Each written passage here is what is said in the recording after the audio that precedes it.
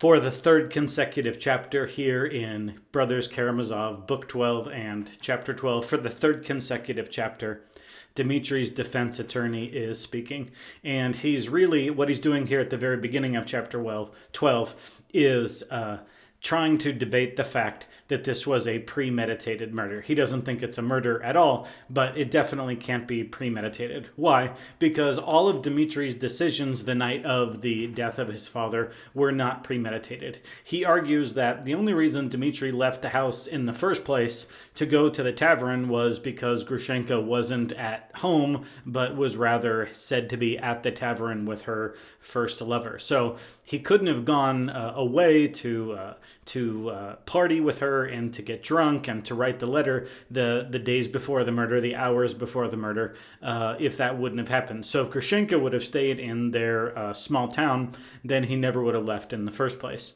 Same goes for the pestle. That's not the murder weapon of someone premeditating a murder. That's obviously the weapon of someone who is just grabbing something on the way. And again, that's no proof of any sort of premeditation. Why in the world would you grab that if you were planning a murder? Why would you go to a tavern and write and shout and get drunk and be in a public space if you are premeditating a murder? What a murderer would do, a premeditated murder would do, is they would lay completely low so that they would not be brought to anyone's memory when it's time to make an accusation. So his behavior in all three of those counts, with vis-a-vis going and grabbing the pestle and how he behaved at the tavern, none of those match up with someone premeditating murder.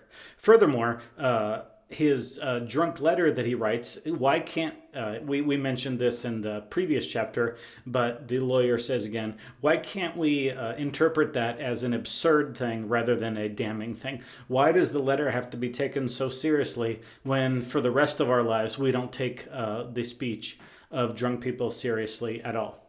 Furthermore, that scene in the garden, the prosecution is acting like all we have to do is put Dmitri in the garden and we can just automatically assume that he killed his father. Well, there's 1,000 other reasons that he could be in the garden. There's 1,000 other explanations for this turn of events. Why does he have to have committed the murder if he was in the garden?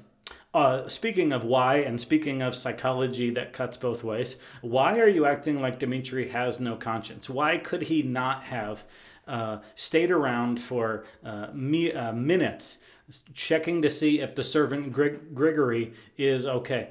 Why do you assume that he has no conscience? Why can't he be worried about the health of Grigory? The same with the door being ajar. Why does the door being open necessitate him going in and murdering his father? So what if it was open? And so what if he even went inside? That is no proof of a murder.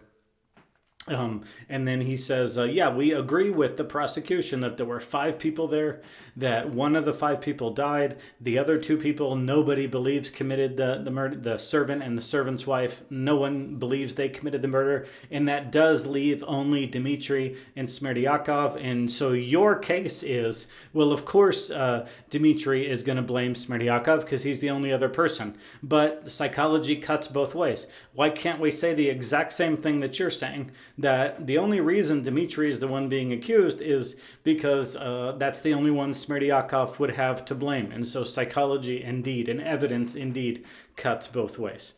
So why not him?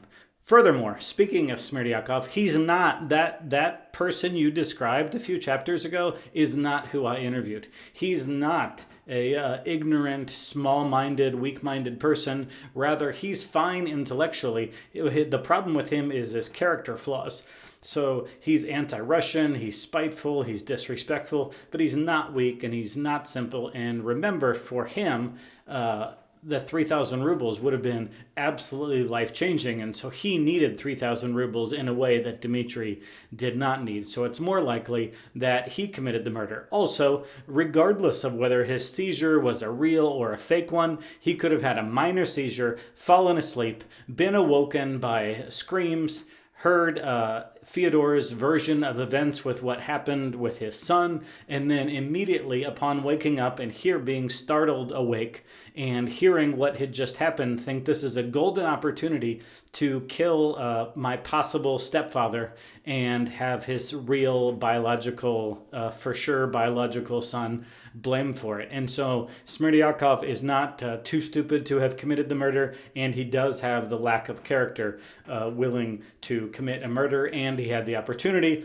and the circumstances laid out just right. And so why can't that be just as plausible events when a whole man's life is at stake? Why can't my understanding of these events be just as valid as yours?